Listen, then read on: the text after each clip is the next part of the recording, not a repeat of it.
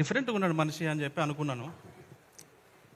కానీ జీవితం ఉంది ఇతనిలో, ఒక తడి ఉంది ఇతనిలో, వీడు మట్టి మనిషి ఇతను అని నేను నమ్మిన.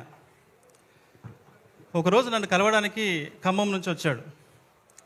అన్న, ఖమ్మం నుంచి వచ్చిన అన్న, బస్ దిగిన అన్న, ఆఫీస్కి రమ్మంటారా అన్న అన్నాడు.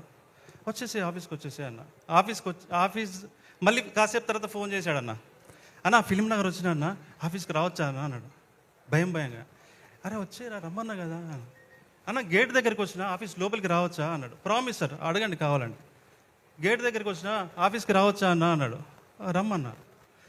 రిసెప్షన్లో ఉన్నా అన్న, లోపలికి రావచ్చా అన్న అన్నాడు. గుండె కలుక్కుమన్నా సార్.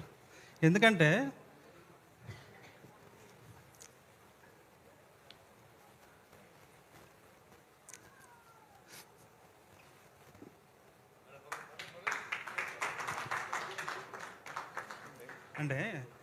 సేమ్ నాలాగే అనిపించాడు సార్.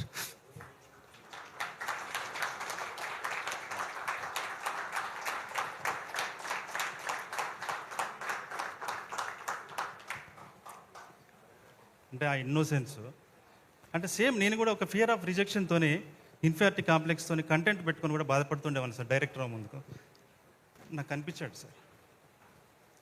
మనోడు ఎంత ఇన్నోసెంట్ అంటే సార్, మేము ఒకరోజు బట్టలు కొనుక్కుందామని పోయినాం సార్. షాప్కి వెళ్ళాం. మనోడు షాపింగ్ చేశాడు. ఒక షర్ట్, ఒక ప్యాంట్ కొన్నాడు. కొన్న తర్వాత కౌంటర్ దగ్గరికి వెళ్ళాం. 10,000 అన్నాడు. ఏదన్నా 10,000 అన్నా అంగిలాకి? వద్దు ఏందన్నా, అదేమో బ్రాండ్ బేసిక్స్ బ్రాండ్ ఉంటుంది కదా.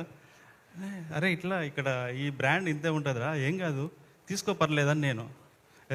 పోనా 500 షర్ట్లు అవుతుంది. వద్దు మాకు వద్దు అన్నాడు. వాడు ఇట్లా చూస్తున్నాడు. అరే అది అంతేరా, నీ బలవంతంగా తీసుకొని వచ్చిన అంటే అంత ఇన్నోసెన్స్ సార్ మనోడు. మీరు చూస్తూ ఉండండి. నెక్స్ట్ ఒక మారీ సెల్వరాజ్, ఒక వెట్రిమారన్ నితిన్ గారు అన్నట్టుగా మీరు చూస్తూ రాసి పెట్టుకోండి.